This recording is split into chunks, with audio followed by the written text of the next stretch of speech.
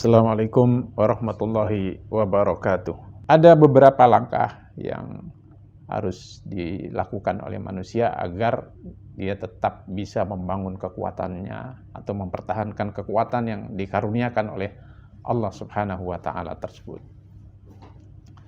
Yang pertama, menetapkan tujuan yang tinggi dan mulia dalam kehidupan ini.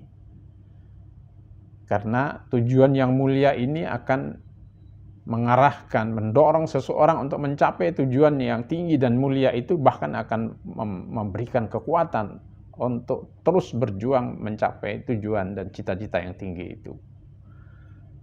Dan dalam hal ini Allah Subhanahu wa taala sudah menetapkan tujuan yang tinggi, cita-cita yang tertinggi yang harus dicapai oleh manusia itu sendiri, yaitu meraih ridha Allah Subhanahu wa taala. Yang salah satu manifestasi dari ridha Allah Subhanahu wa taala itu adalah mendapatkan, mencapai, meraih surga Allah Subhanahu wa taala.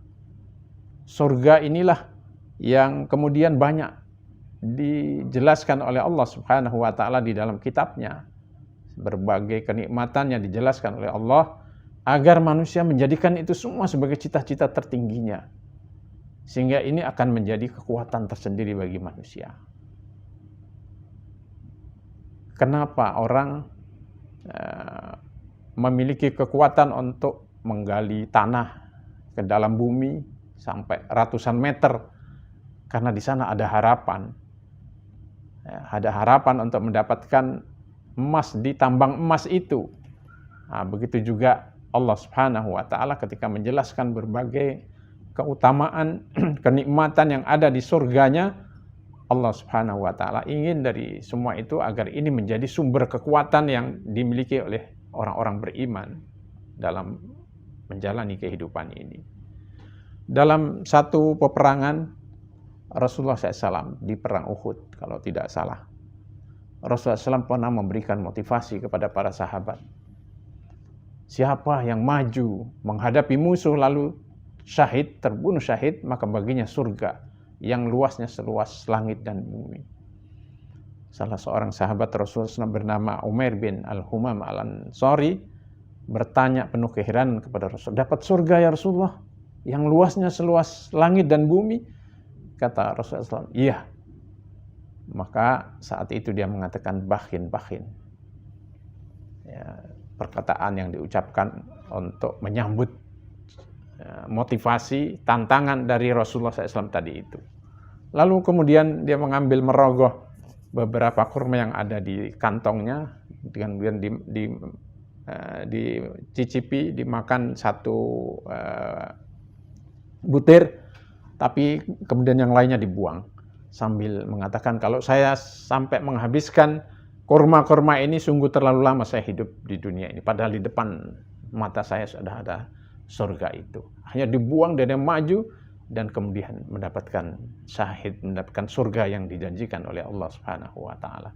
Di sini kita bisa melihat ya, tujuan untuk mendapatkan surga itu bisa menjadi satu kekuatan yang dahsyat yang dimiliki oleh seseorang. Karena itu ini salah satu cara yang diajarkan oleh Rasulullah sallallahu alaihi wasallam bagaimana kita membangun kekuatan dalam kehidupan ini, yaitu dengan menetapkan cita-cita yang tertinggi dalam kehidupan ini. Jangan dunia yang dijadikan cita-cita tertinggi, karena dunia itu sesuai dengan namanya. Dunia itu rendah. Kalau orang cita-citanya hanya ingin mendapatkan dunia, maka dia tidak akan memiliki kekuatan. Karena itu Allah mengajari kita agar kita memperoleh kekuatan itu dengan menjadikan surga sebagai cita-cita tertinggi kita dalam menjalani kehidupan ini. Itu yang pertama. Yang kedua, cara kita membangun kekuatan sebagai orang-orang beriman kepada Allah Subhanahu wa taala adalah dengan cara bersandar dan bergantung kepada Allah Subhanahu wa taala. Ya, Allah yang Maha Kuat, Al-Qawi, ya Al-Aziz, Allah yang Maha Kuat lagi Maha Perkasa. Ini cara yang sangat efektif untuk membangun kekuatan, bersandar dan bergantung hanya kepada Allah. Karena itu dalam surat yang kita sudah hafal semuanya, Allah menyebutkan Allahus Samad. Allah adalah tempat bergantung bagi seluruh makhluknya. Kalau manusia bergantung bersandar hanya kepada Allah, maka dia akan memiliki kekuatan. Kenapa? Karena Allah adalah sumber seluruh kekuatan yang ada di muka bumi ini. Walillahil izzatu jami'a. Seluruh kekuatan ini adalah milik Allah Subhanahu wa taala. Karena itu tidak ada cara lain untuk memperoleh kekuatan ini kecuali dengan cara hanya bersandar dan bergantung kepada Allah Subhanahu wa taala. Ya, di samping ketika kita hanya bersandar kepada Allah Al-Qawiyul Aziz, kita akan mendapatkan ketenangan, kita akan merasa aman, tenang, nyaman karena kita bersandar kepada Allah yang maha kuat. Kita saja di dunia ini kalau bersandar kepada sesuatu yang kita anggap itu kuat, kita merasa nyaman. Kita tidak merasa khawatir atas keselamatan kita. Apalagi kalau kita bersandar kepada Tuhan yang maha kuat, yang maha perkasa. Karena itu ini juga bahkan menjadi keimanan orang-orang beriman yang sangat meyakini surat Al-Ikhlas, Allahus Samad. Allah tempat bergantung bagi kita semuanya. Itu yang kedua. Yang ketiga adalah dengan cara tidak bersandar kepada kekuatan diri kita ini. Karena kita ini lemah. Manusia lemah. Betapapun hebatnya manusia, betapapun dia memiliki ilmu, memiliki kecerdasan, memiliki pengalaman, tapi sejatinya manusia ini lemah. Maka tidak boleh kita bersandar kepada kekuatan diri sendiri. Kekuatan manusia ini tidak bisa diandalkan. Karena manusia itu pada hakikatnya lemah. Makanya Rasulullah SAW mengajari kita salah satu doa. Ketika kalau seseorang itu menghadapi satu kesulitan, menghadapi situasi yang kurang mengenakan atau sesuatu yang membuat kita bersedih, Rasulullah SAW mengajari kita satu doa yang menunjukkan betapa kita tidak berdaya menghadapi masalah ini, dan kita dituntun oleh Rasulullah SAW agar senantiasa bersandar kepada Allah dan tidak bersandar kepada kekuatan diri kita sendiri. Rasulullah mengajari satu doa, Allahumma rahmataka arju. Ya Allah, rahmatmu selalu aku harap. La takilni ila nafsi tarfa'ata ainin. Jangan engkau serahkan diriku kepada diriku sendiri ini. Tarfa'ata ainin, walaupun hanya sekejap mata.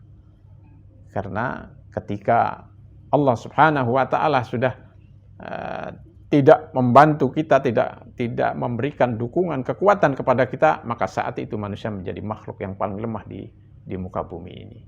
Nah, itu sebabnya cara ketiga untuk memperoleh kekuatan ini, untuk membangun kekuatan manusia ini adalah dengan tidak mengandalkan kekuatan manusia itu sendiri. Dan hebatnya lagi, ketika manusia itu bersandar sepenuhnya kepada Allah, mendekat sedekat-dekatnya kepada Allah, lalu Allah sangat mencintainya, maka kata Allah dalam salah satu hadis qudsinya, "Idza ahbabtuhu fakuntu sam'ahu alladhi yasma'u bi." Dan seorang hamba itu apabila terus mendekatkan diri kepadaku, kata Allah, maka aku akan mencintainya.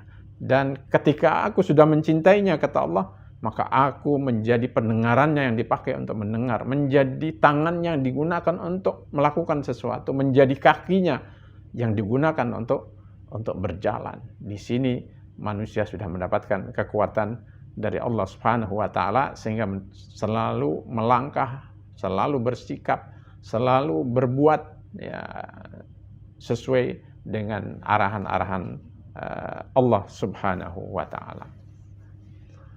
Itu yang ketiga. Yang keempat, senantiasa menjaga keikhlasan. Nah, keikhlasan ini juga menjadi salah satu sumber kekuatan, yaitu melakukan segala sesuatu, apalagi hal-hal yang berkaitan dengan ibadah mahdhah dan lain sebagainya, itu hanya dilakukan ya mukhlishina lahuddin, hanya berharap ya pahala, berharap keridhaan Allah Subhanahu wa taala, bukan karena yang lainnya. Nah, jadi kekuatan itu menjadi energi, ya, menjadi sumber kekuatan bagi ya, seseorang. Ya, orang itu kalau ikhlas, ya, beribadah di tempat yang sepi, dilihat orang atau tidak, melakukan segala sesuatu, kalau karena Allah, maka dia akan bisa menikmati ya, ibadah itu, bisa menikmati pekerjaan itu, dapat pujian ataupun tidak dari manusia, itu tidak menghalanginya. Ada satu contoh yang sangat indah dalam kehidupan ya, seorang sahabat Nabi Shallallahu Alaihi Wasallam, yaitu Khalid bin Walid. Ketika Khalid bin Walid sedang memimpin perang di satu peperangan di masa pemerintahan Umar bin Khattab, ya, di tengah berkecamuknya perang, ya, di tengah puncak prestasinya, melakukan futuhat, ya, pembebasan di berbagai negeri, datang surat kepada Khalid bin Walid dari Umar bin Khattab, yang kemudian surat itu memberitahukan bahwa Khalid bin Walid kasarnya dipecat dan digantikan oleh sahabat yang lain.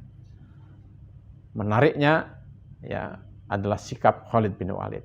Pemecatan Umar terhadap Khalid bin Walid ini tidak mempengaruhi perjuangannya dalam membela agama Allah, dalam berjuang. Kenapa? Karena Khalid memiliki keikhlasan yang sangat tinggi, sehingga semua itu tidak melemahkan semangatnya, semua itu tidak mengendorkan perjuangannya untuk berdakwah membela agama Allah Subhanahu wa taala ini.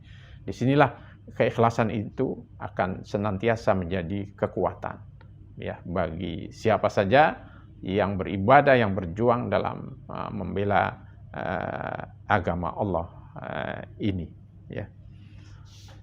Yang kelima, sumber kekuatan yang lainnya adalah bisa mengendalikan diri.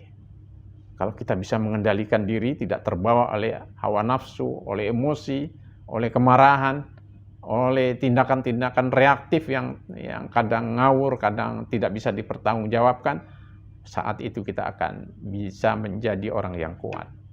Itu sebabnya Rasulullah Shallallahu Alaihi Wasallam ya ketika mendefinisikan orang kuat itu dengan sabdanya laisas syadidu bisur'ati atau bisur'ati walakin nasyadidu may yamliku nafsahu indal ghadab. Orang kuat itu bukanlah orang yang pandai bergulat, yang pandai adu fisik. Bukan itu orang kuat itu. Kata Rasulullah SAW, orang kuat itu adalah orang yang bisa mengendalikan dirinya pada saat dia marah. Jadi bisa mengendalikan diri khususnya pada saat marah, itu pertanda bahwa dia memiliki kepribadian yang kuat, dia orang yang memiliki kekuatan, dia sehingga tindakan-tindakannya terkontrol, omongannya, komentarnya dan segalanya, sikap-sikapnya terkontrol, dan dengan itu dia akan menjadi pribadi yang sangat kuat. Semoga Allah senantiasa membimbing kita untuk senantiasa mendapatkan kekuatan dari Allah Subhanahu wa taala. Semoga bermanfaat. Assalamualaikum warahmatullahi wabarakatuh.